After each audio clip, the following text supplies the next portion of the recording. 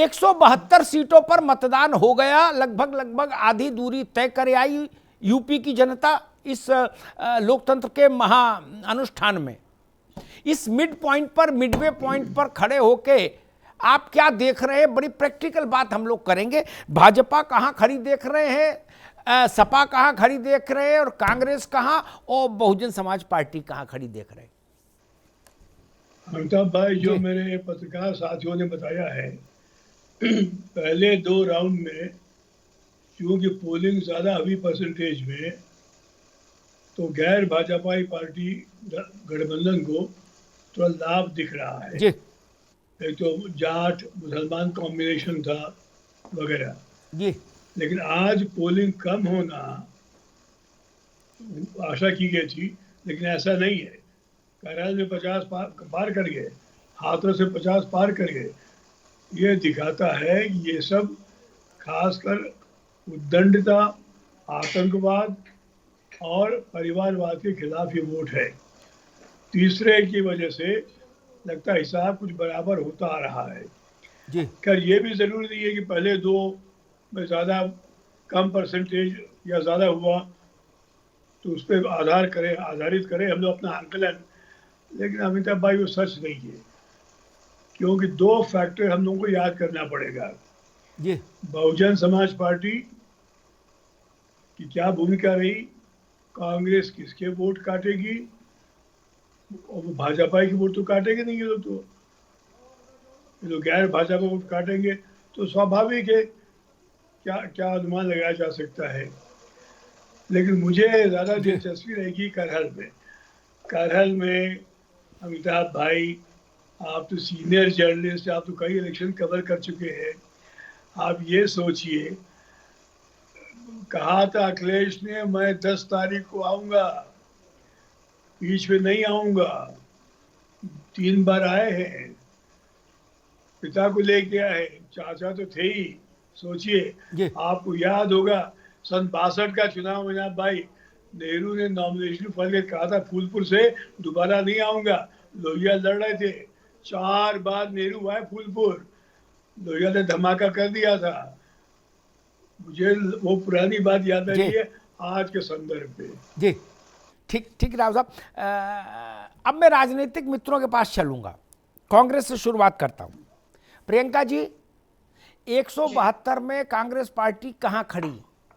लड़की हूं, लड़ सकती हूं, कहां तक लड़ती दिख रही है लड़की? कि जैसा कि हम पूरे दमखम के साथ लड़ रहे हैं, आप देखिए कि महिलाओं की भागीदारी भी हमने सुनिश्चित की। उस पर भी बीजेपी ने कटाक्ष किया कि महिलाओं को जो है भागीदारी क्यों दे रहे हैं, ये वहाँ और जगह क्यों नहीं देते। तो ये वो पार्टी है जो हमेशा नहीं, बीजेपी की निंदा अभी अपन अगले राउंड में करेंगे, है ना। अभी सिर्फ ये बताएंगे सब लोग कि 172 में हम कहां खड़े। एक दूसरे की निंदा के लिए दूसरा राउंड होगा, निंदा राउंड।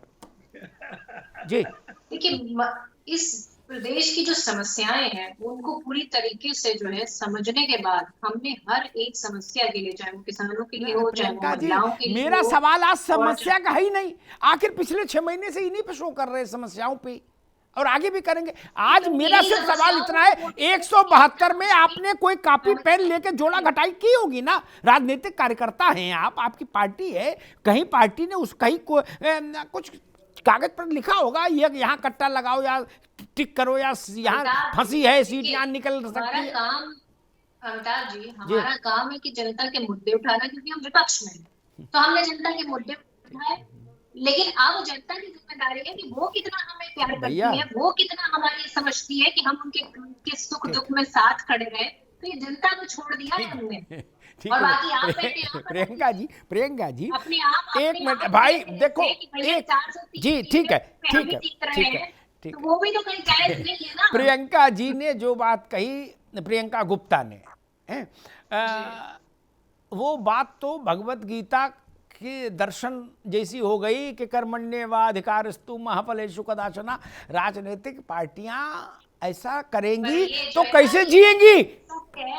ठीक है, ये गीता का सार जो है ना, यही सत्य है। कर चलिए ठीक है। रविंद्र पटेल जी सर, लगभग आधा चुनाव मिडवे पर आज हम खड़े हैं, ठीक। अगला 23 तारीख को वोट हो जाएगा तो मोर देन हाफ हो जाएगा, है ना, इसलिए लगभग हम आधा मान के चलते हैं।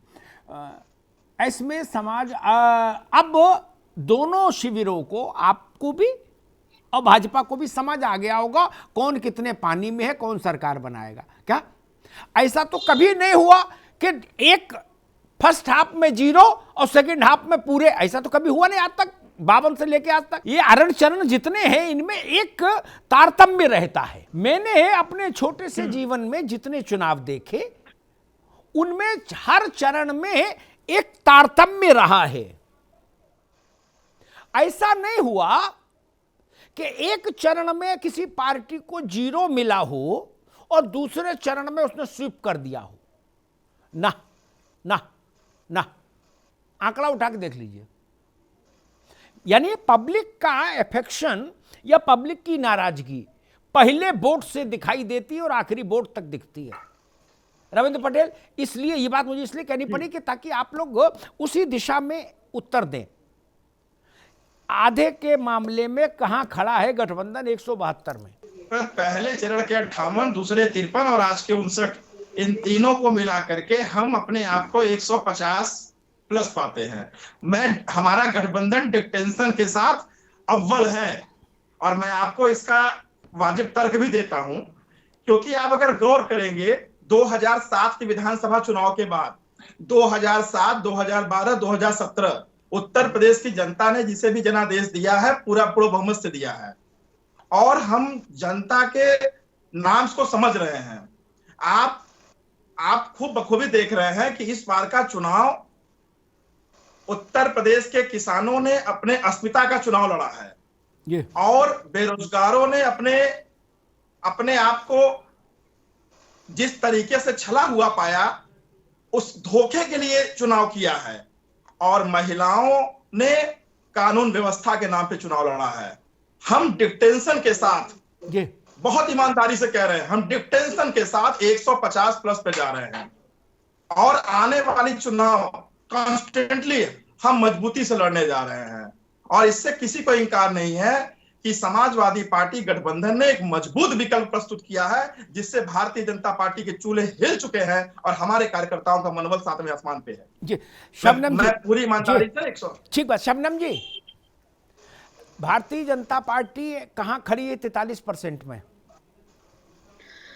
देखिए 43% जो चुनाव हुआ है निश्चित तौर पे मिडवे है इस यूपी चुनाव का और इस यूपी चुनाव के तीनों चरणों में हम बहुत अच्छा रिजल्ट कर रहे हैं। पहले चरण में हम 45 से 50 सीटें एकदम आप लिख लीजिए, हम ले आएंगे। ठीक है, लिख लीजिए।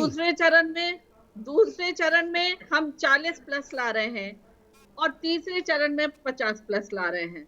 हालांकि ये लगातार कह रहे हैं तो 150 आपकी भी हो गई, 150 आपकी भी हो गई, अब 150 इनकी हो गया काम।